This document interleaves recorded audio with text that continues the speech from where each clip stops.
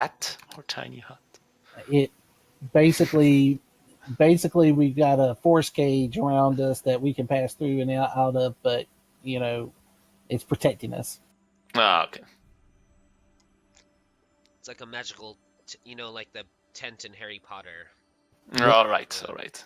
Makes sense. I resent that comparison. It's bigger on the inside. Yeah. I'm sure that this one, only, like the coffee maker, only Sorey is allowed to use. It's like.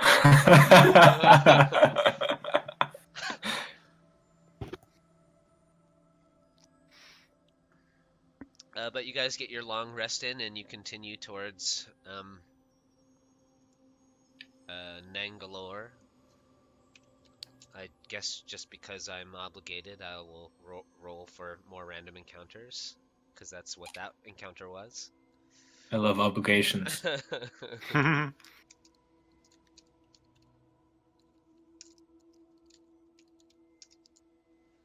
And you guys managed to make it through 3 more days of jungle travel, mostly skirting the large bands of roaming undead, with Wuce's adept skills at navigating the jungles and spotting the throng's approaches as you guys make your way closer and closer to the gardens of Nangalore, and eventually you come to the river Oolong, but you're fairly easily able to, just wade through and make your way to the other side, and the wails and groans of the undead kind of fall to the wayside as you come through the most treacherous parts of the deep jungles, making your way from the heart of Ebtau towards the coastline of Cholt. And eventually you continue traveling, and you come upon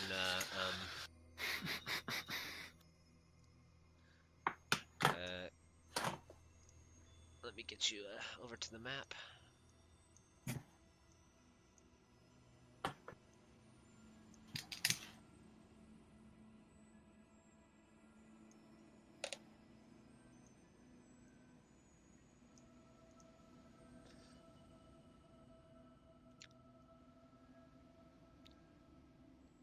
Let's see, I guess it's probably tough for I guess if Huna and Mark, if you guys actually popped open the stream, you'd probably just be able to see what I see, if you wanted to view the map that way. I can pop a link for you. All right. Thank you. When you say stream, are you talking about Twitch? Mm-hmm. Okay. Are you going to upload the videos to Twitch or just keep them on YouTube? Probably just YouTube. Okay, cool. I don't necessarily see a reason to do both.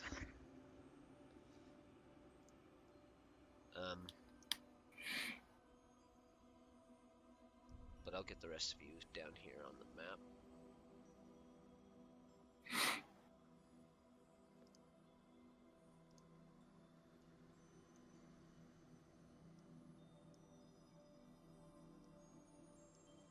I see darkness.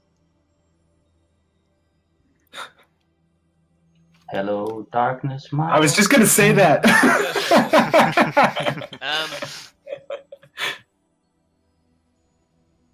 Nice. And you see a fantastic edifice that rises up out of the jungle, a hanging garden of exotic beauty.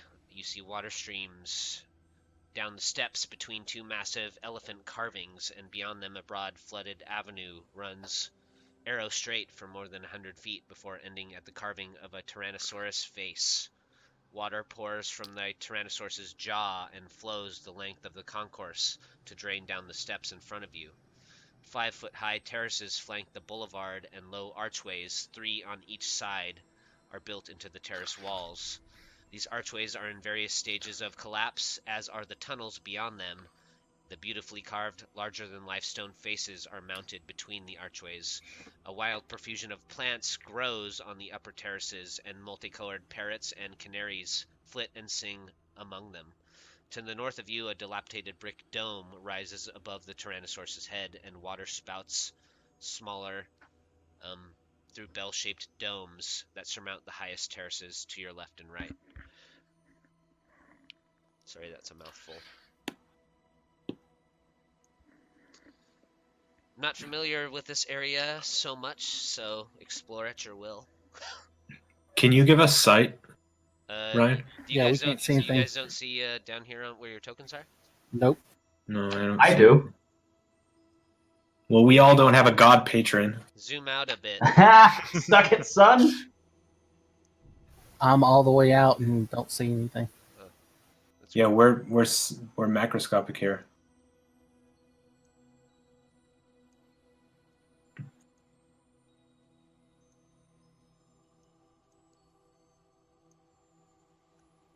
Huh.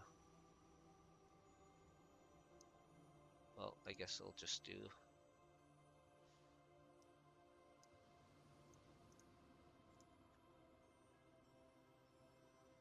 How about now? Not for now I me. just see a box. I see less.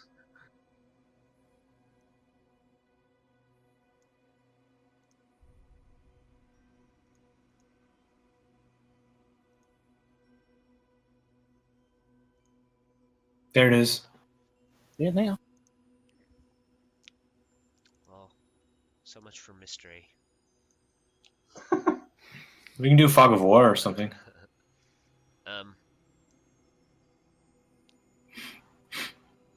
No, it's all right. So you can kind of see this tiered garden before you, with the flowing waterways coming down towards you through the boulevard of the garden. It's kind of a raised thing, so the gardens are all growing from down below, and this is kind of a raised structure. I see crocodiles. Ryan, can you tell us what this white stuff at the base of this statue is off to like this area northwest of us? Are those tree roots? What is that? Where? Does it look like This way? yeah, to the left of that? It looks kind of like webbing. Oh yeah. Yeah. Yeah, webbing. Yeah. I believe it's webbing. Yeah. Spiders. Over there you see a bell-shaped dome of a sculpted stone rises from the end of the walkway. Yeah, it's wrapped and draped with thick webs.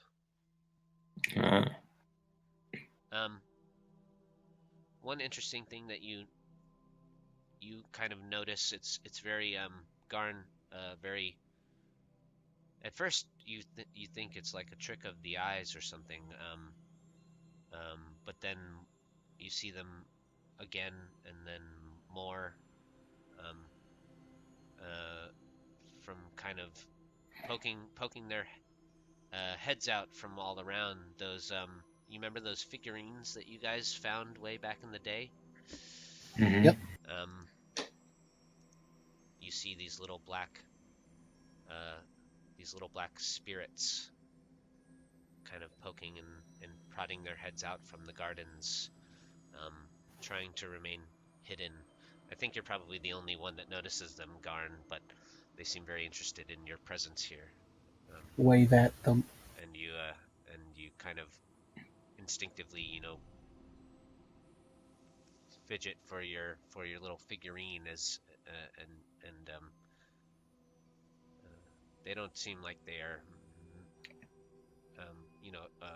aggressive or malvalent in any way, but they just seem curious and interested at your being here. But they keep their distance, and I think Azaka probably notices them too, and she says, God, I wish I could remember what they were called off the top of my head. Chewinga. Chewinga, yeah, the Chewinga, yeah. And she says, Azaka kind of leans into you, Garn, and she just kind of whispers under her breath,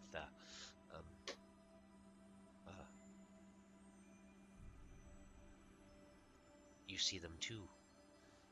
Oh, yes. Our presence here is, blessed. Well and known. I guess the Chewinga are a sign of good luck. There must be something here that we need to find. Keep your eyes open, Garn. Well, I see this little thing way in the back that says, oh, wait a minute. That's not for us yet. Are these things hostile? Do you guys know? They're supposed to be like good luck spirits. Yeah. Says who? Says me and her. Chaltean that- mythology. That's reliable. Yeah, I think. Well, if they attack, you have nothing to worry about. We killed the Lich. I think that I probably have a. I killed the Lich. Fine. Can I throw him in the water with the alligators? I will not tell a thing. You can go ahead and do that. Here we go.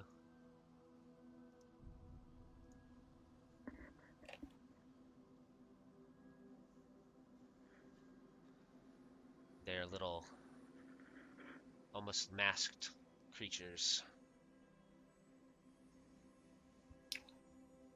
Looks like the Raven Queen. And they're tiny elemental spirits that live in plants, rocks, and rivers. Painfully shy, they prefer to move about unseen. They shun most creatures, but they find the trappings of civilization fascinating. They puzzle over creatures that wear armor, carry weapons, and use tools. And when a Chewinga encounters one or more humanoids, its curiosity sometimes gets the best of them. Sometimes they might aid or bestow a magical gift upon people or adventurers. Can anyone speak with these things? Probably not. Unless somebody speaks primordial. Haha, lucky you have me here. You gotta be kidding me. But you haven't spotted them quite yet, Sorey. Only Azaka and Garn have taken notice. Okay. I still have comprehend languages if we kind of need to. Maybe he speaks it. Garn, what are you waving at? There's the little figurines we have. They're in the trees and stuff over there on the other side. More figurines? No, the actual spirits. They're Do you know so how to- cute. Can you speak with them? No. Wuce, why don't you make a perception check for me? I don't speak spirit. I drop my dare. weapons.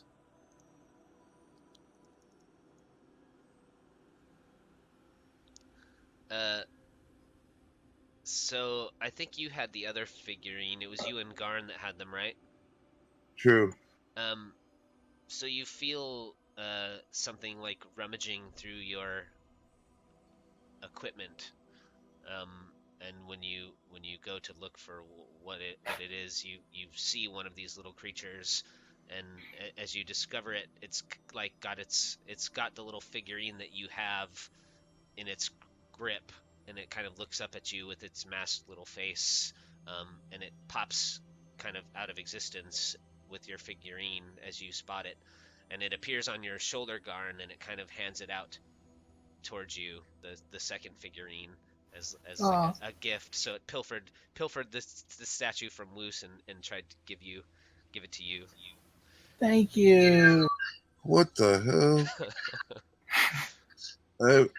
I'm one with nature now. And it kind of cocks its head sideways, waiting to see what you'll do with the offering. I walk over to Wuce and I go, "They bless you with the figurine of themselves," and hand it back to him. So it the little Wait, hold creature. on. Hold on real quick. Do the two figurines look like they like match up at all or belong together or something? I mean, no, like I think the figurines, are carved differently, and they were probably made by some artisan here on Cholt, but uh, Did we ever like try to detect magic on them? yeah, they gave +1 to saving throws, I believe. Oh yeah, that's right. So they just don't want me to have saving throw. Pretty jacked. I remember that little guy. Little Edward Scissorhands looking motherfucker. So how are we getting across this river?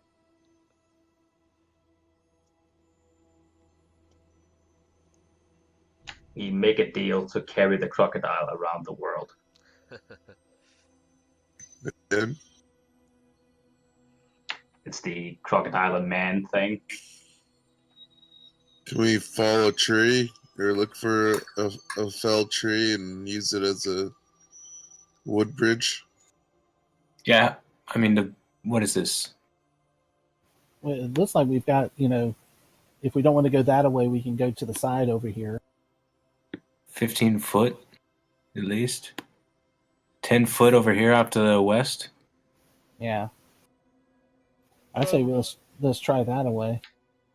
Yep. How tall are you? How tall are you, Sigismund? How tall is your character? 6 foot, 6'1". What about Not Riceak? How tall is Riceak? 5'10". Okay.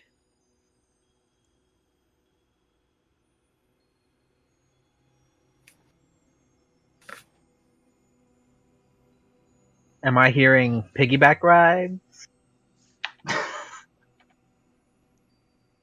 Um. Are those actual crocodiles in the water? So you guys are heading over this way? I mean, well, we haven't really decided, but we were thinking that, like, over here is thinner or the narrower. I mean, it's only 5 feet narrower than over here. I mean, Go ahead. No, if you have a plan, come on. I have no plan. Oh, okay. Like if push comes to shove, we could really just have Wuce go over there with his cloak, or I could Misty step over there with a rope. And then we could just like scurry across. Is that what you're saying? Yeah, like special forces style. Yeah, I got a hook, so we can do that. No. I'm not very good in climbing in armor. You can just sit down and hang out with the Chewingas. Okay. I'll stay over here. Yeah, we definitely don't need the guy healing us. Let's just leave him over there. Well, I can cast fly on you, and you can carry me over. I just hate to waste all these resources when, truthfully, the only thing we have to do is come over here to the side to see how deep it is and go across. Sure. I mean, why can't we just do the thing we did to get down from the heart? We can. Have Faye carry us over one by one. I forget. I keep forgetting she's here. I'm sorry. Yakunt? I think we could do what Garn says. Like we could at least check how He moved us. fly over there. Guess he got tired of us discussing it. That wasn't supposed to be an encounter. But as Faye probably eventually gets frustrated and begins flying you over one by one, as you land on the other side, you feel kind of something ruffling your hair, Sigismund, and you feel you kind of see one of the little Chewinga creatures begin to kind of scale down the front of your face, and he kind of stops at the bridge of your nose, and he reaches his little hands up and like pulls down one of your eyelids and like leans in and like looks your purple eye, and then he kind of continues climbing down the front of your face, and he lands on the shoulder of your armor plates, and he kind of scampers down your arm and down to your hand, and he kind of wraps his little hands around your thumb, trying to turn your palm over, and he looks up at you, and he reaches up and he takes off his little mask and he places it in the center of your palm, and his kind of blank black face is there now, and he turns his head back up towards you as his kind of little black tendrilled hairs lightly kind of blowing behind him, and what he places in your hand is his mask is a little charm, a charm of restoration. This charm has 6 charges. You can use an action to expend some of its charges to cast one of the following spells: Greater Restoration, 4 charges, or Lesser Restoration, 2 charges. Once the charges have been expended, the charm vanishes from you. And so he gives you a That is lovely. little gift. I'll slowly take my other hand, the one he's not on, and try to fish out like a gold coin or something to give to it. As you kind of look away to go fish for a coin, and you turn back, the creature's kind of disappeared from your wrist where he was standing before. Okay, then I'll just toss the coin into the bushes, I guess. Sure.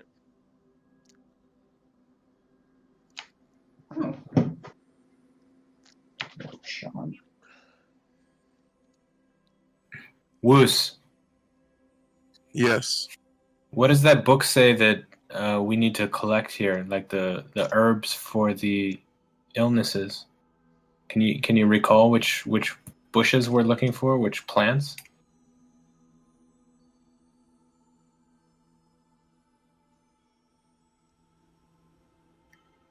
I don't know. Can I? Don't you have the book? I mean, I don't have a. I do, but I don't have like a printout on me. Oh, I see what you're saying. Yeah. I'll give it to you. Thanks. So start looking for that stuff in this area. What do you need? A survival or perception? What? I don't know. For what? What are you asking about? To start looking for those plants in this area. It might be a nature check. I don't know. Or survival. Yeah, either one. I mean, if you want to start combing for different plant Sure. life. Yeah. And I'll use guidance. 21. Yeah, you definitely begin to discover all of that stuff in a fair abundance. It's kind of all over the place here. Most of the heavy growth of the gardens are actually below, so it's kind of hard to tell on the map, but this raised, all the stonework is kind of the highest point, and is about 20 feet above the grounds or the river itself, the jungle floor. You can see varying staircases that kind of lead down beneath you, underneath the gardens, and so as it gets closer and closer to the large structure in the center of the map, there are these is where the growth of the gardens is most abundant, and they kind of go down below the stonework, underneath the raised platforms. Okay, start heading that direction then.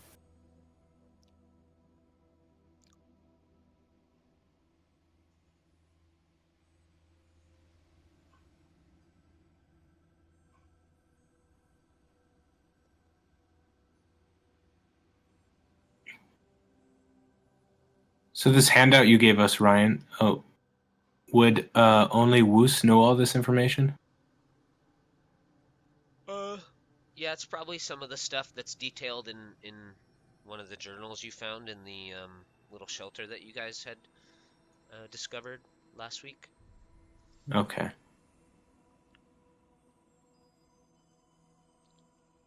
I mean, there's some good stuff in here. Mm-hmm. But I'll leave that to Wuce to prescribe it.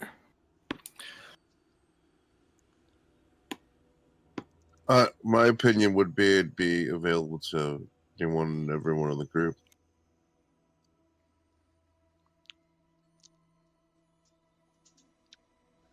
Yes, so as you guys head over in that direction, you see the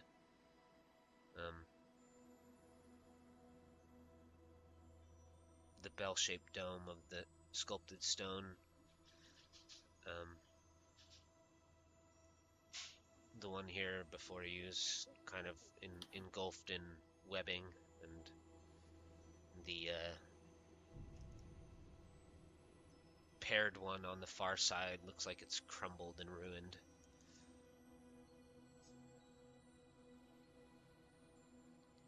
But you can collect any of that flora and fauna as you kind of continue on and explore through these ruins of Nangalore.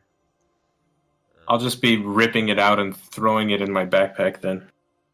Sure. I mean, I'd be collecting as well. I think while you guys are exploring a little bit, Azaka kind of talks about this place's history. She says that this great garden was built to honor Zalcor. She was a vain Omuan queen, and the builder of this place was her foremost general and consort. And in their time, the garden was called Kananji, the Hanging Garden of Dreams. This place was once a retreat for the intrigues and pressures of Omu, and the beautiful garden was praised as a worthy tribute to the queen. Unceasing flattery festered with poisonous vanity in Zalclor's mind until she bargained with a being called Enrayus to retain her youth and beauty forever. He fulfilled the deal by transforming the queen into a Medusa. When knowledge of her evil bargain spread through Chult, the army forced Zalcor to abdicate and exiled her to these gardens, which she became known ever after as Nangalore, the Garden of Lost Dreams. The queen, believing that her once general was among those who was forced to exile her, she defaced all the statues and portraits of him in Nangalore. But later she learned that he had stayed true to her all his life, and through decades of imprisonment and disgrace in Omu, it was only when his ashes were brought to the garden for interment that she made the realization that he always remained true to her despite her being exiled to this place.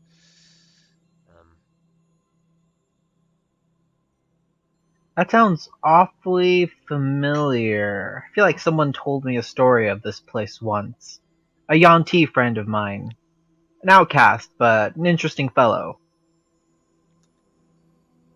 Yeah, it's probably a fairly well-known story throughout Chult, and I might have told it already when I was wasted.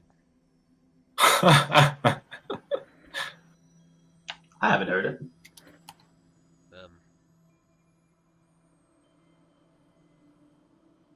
But all around you, there are colorful birds, a great variety of plants.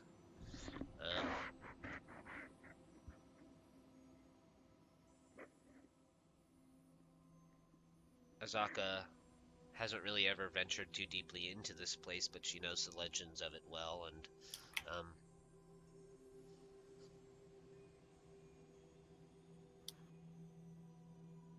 that's the little story she tells you. Can I make a history check to see if I know anything more? Sure.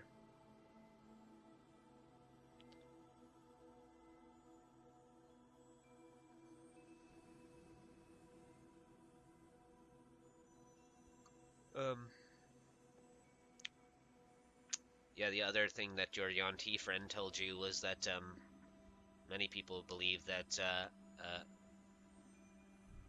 Zalcor still resides in these ruins, and sometimes people seek her out.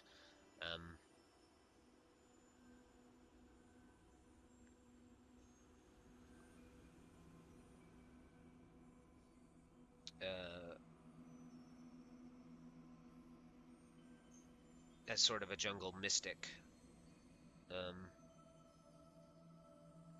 either to learn the secrets of her hallucinogenic plants or ask her questions about the distant past. Can I inspect this gigantic statue in the middle? I'm surprised you didn't know that, Azaka. It's common knowledge, really.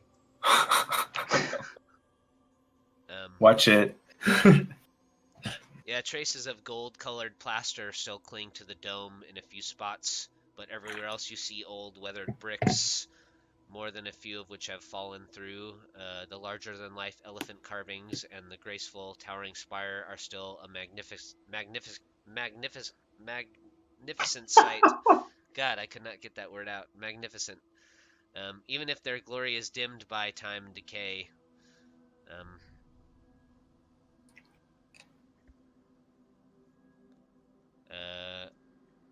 There's an 18-foot tall stone statue of a Choltean warrior in splint armor, wearing the helmet of a festooned Tyrannosaurus, wearing a helmet festooned with Tyrannosaurus teeth, and bearing a shield of intricately patterned leopard hide. It towers over the chamber and looms above a wide octagonal cistern. The chamber echoes with the sound of rainwater dripping from the ceiling into the gaping pit. The faces of the giant warrior statue is obliterated by deep gouges, but the rest of the statue remains intact. Clutched in the statue's right hand is a stone spear, and resting on the floor beneath it is a clay urn. North of the statue is an open balcony overlooking a flooded garden.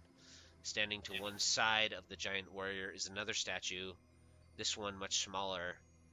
Exquisitely lifelike, it depicts a man reaching for the urn, his face turned toward the balcony.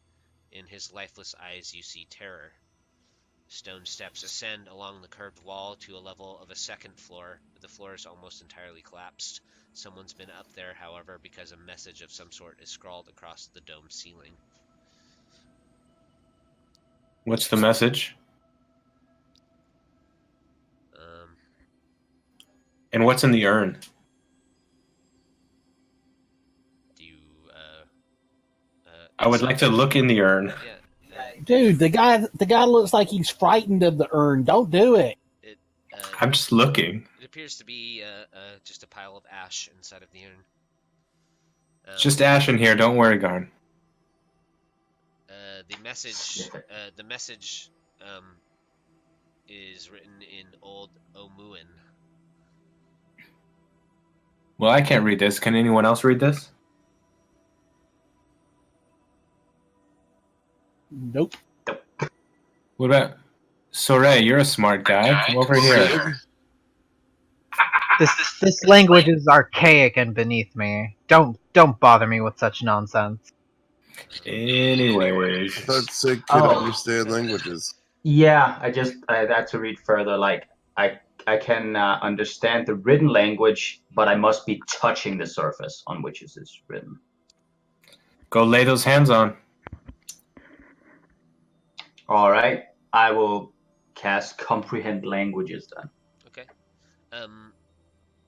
So as you cast your spell and lay your hand upon the surface of which the words are written, they kind of glow for a moment and shift and change, and the meaning comes through, I think, more than the actual letters, and you understand it to say something along the lines of true love, faithful general, safe will you rest in Nangalore eternal. None will disturb you while I live. Such is my vow of penance, and for my sins I cannot die. Okay. That was So a mouthful. I'll try to like explain the kind of feeling I got from it, and that we can assume that the urn is the ashes of this general that we heard in the story. I take out my instruments and I'm gonna do detect magic and start walking around this thing. Yeah, sure. The large statue in the center looks like it probably portrays the general. It is also defaced. The face is completely destroyed, and you notice more writing in across the back of it in Old Omuan, and the words only read, "Forgive me."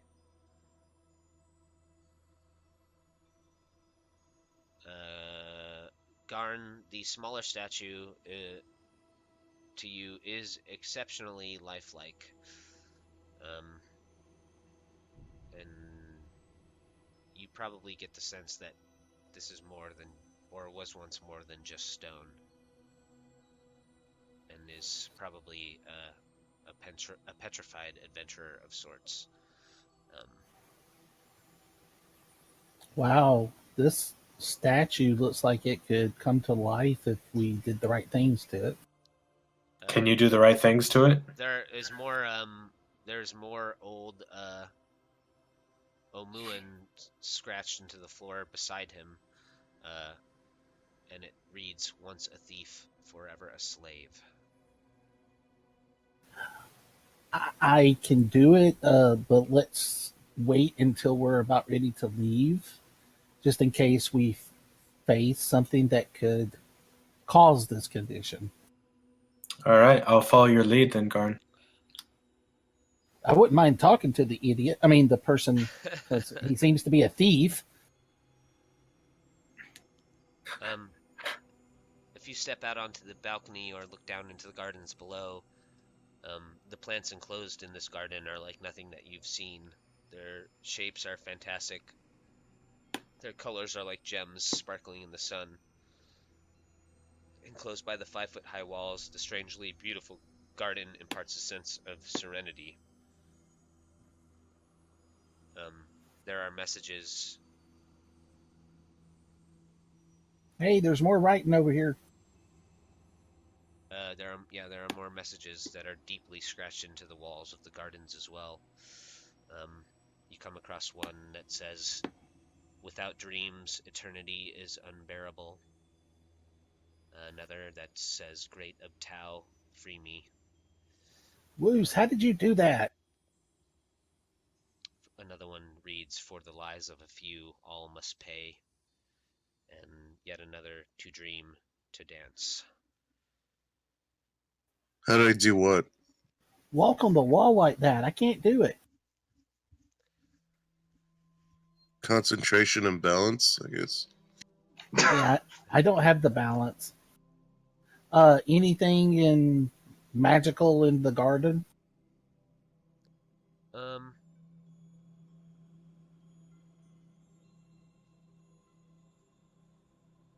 Why don't you roll an investigation check for me? That's the reason why I got freaking hit magic going, so I wouldn't have to. Oh, okay.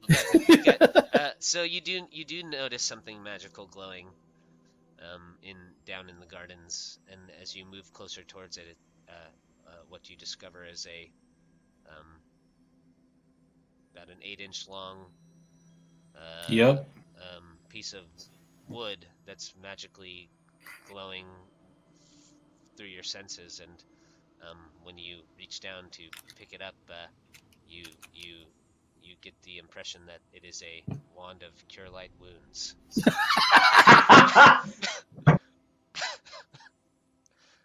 So now I have a 8-inch hard piece of wood, huh? Yeah. Nice. Wait, but how thick is it? Doesn't matter how long it is. It's got probably a 4-inch circumference, I guess. Ooh, nice. It's a girthy wand of. It's a girthy wand, yeah. The shaft is a little rough, though. It's not very smooth, so. Just the way I like them. Splintery. It's got a lot of veins in the wood. Yeah. Nice.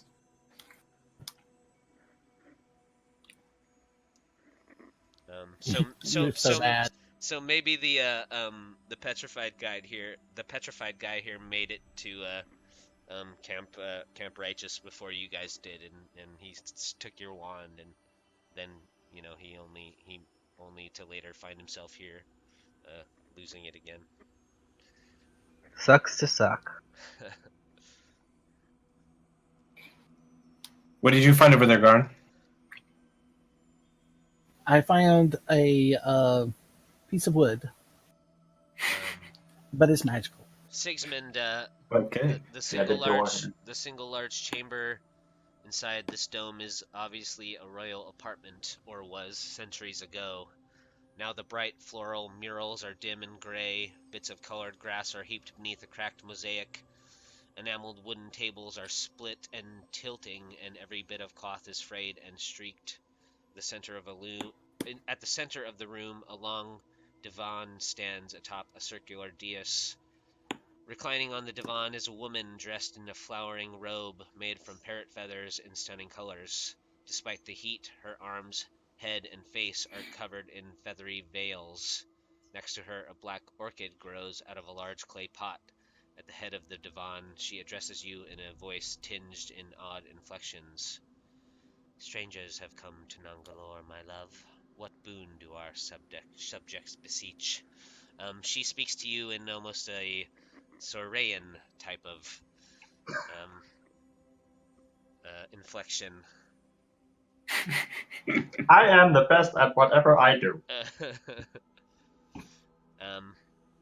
And you do see a Medusa-like creature before you,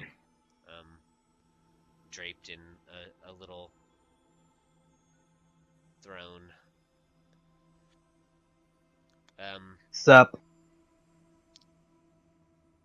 We just came to borrow some plants. She turns her gaze towards you, Riceak.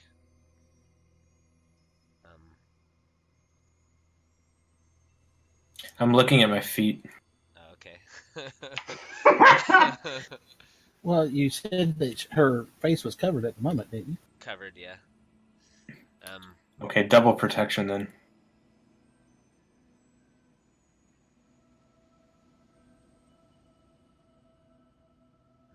She says, more adventurers come to seek their fortune from me, I see. No fortune. We seek a cure for illnesses in this island. Well, my garden is bountiful. Nothing more.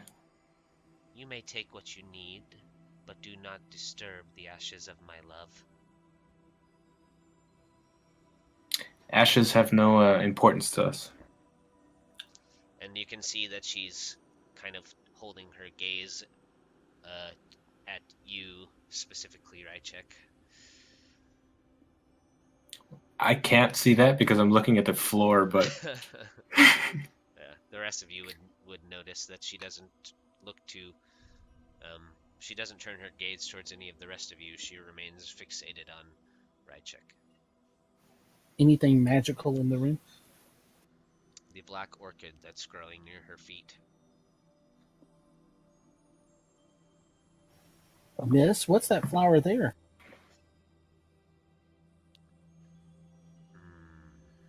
The orchid represents the darkness in my heart. It's very dark. can we remove the darkness from your heart?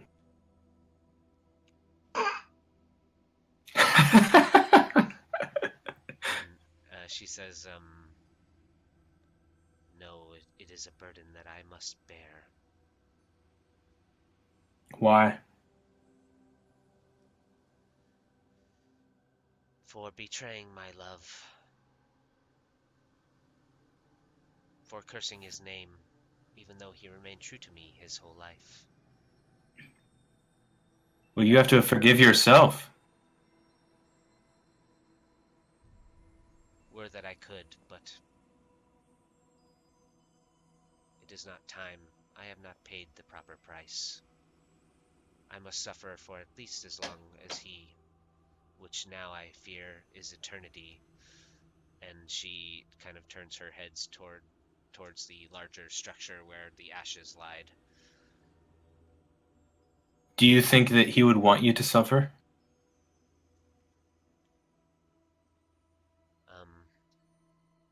No, I don't believe that he would, but So why not remove the darkness from your heart? because even if I do so, I know that I will never feel free. Why don't you ask him that? He is but a pile of ash.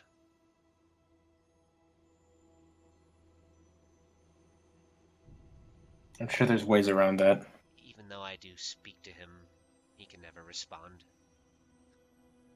I know that he is long gone, probably driven now into the deeper darkness that lies within the heart of Omu. Yeah, we need to get to Omu, but we're going to go try to talk to the Arakaka first to see if we can get a ride. Do you know them? The Arakakra covet my darkness as well. They believe What? that my orchid is the main ingredient in some ritual that they like to perform. Oh god. Oh. Which ritual is that? I don't know. They've never succeeded in retrieving my orchid. They fear this place. I don't know why. I've never done anything to them. Likely because they're cowards. And they have no power.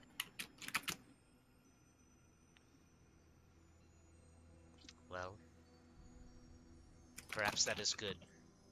I've found that power only corrupts in my life. I feel pretty good. She kind of would be smirking under her veil and lightly chuckles. Her voice is very soft and musical, like her gardens, and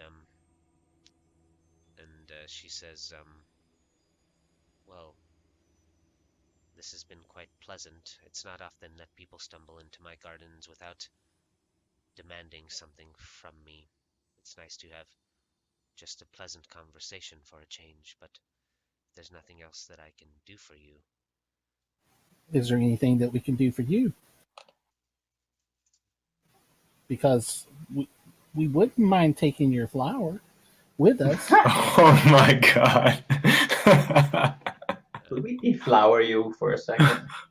For the first time, she takes her gaze off of Riceak over towards you, Garn.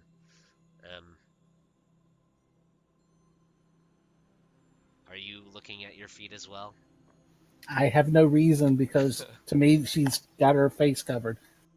And am I supposed to know what a Medusa does? Yeah. She says,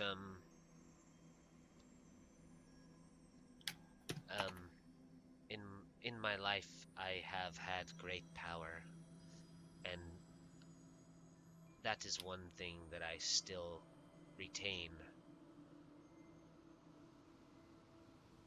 And when you I have great power, it becomes quite dull to repeat yourself.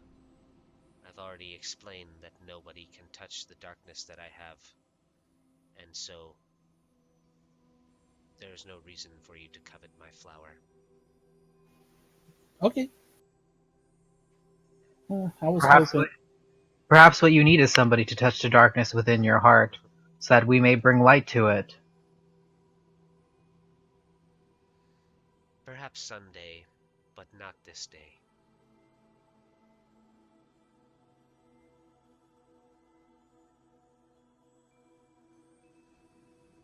And then she turns her head towards you, Sorey, and says,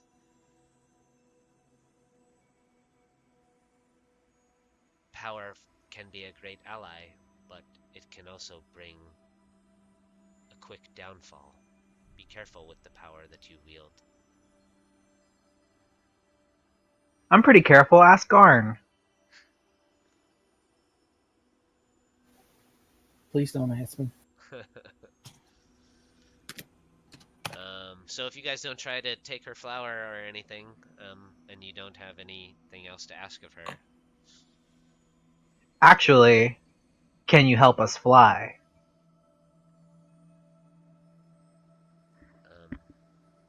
she says,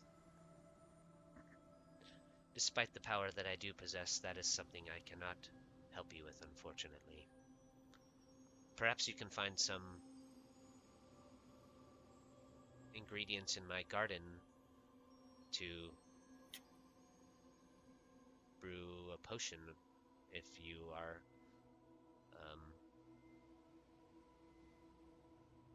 of an alchemical sort." Would you happen to know the ingredients we need?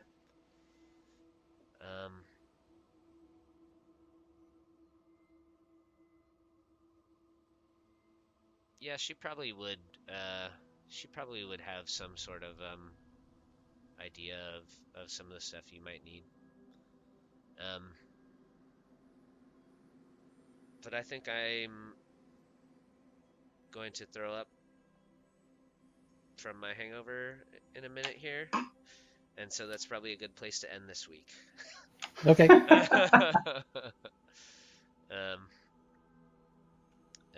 Let's just go with another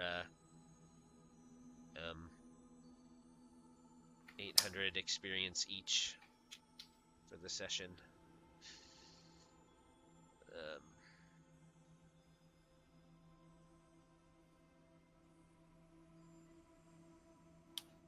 And we can pick up again next week in Nangalore. But I'm fading pretty fast here. Okay. Alright. Well, I hope you feel better. Yeah, it's my own doing.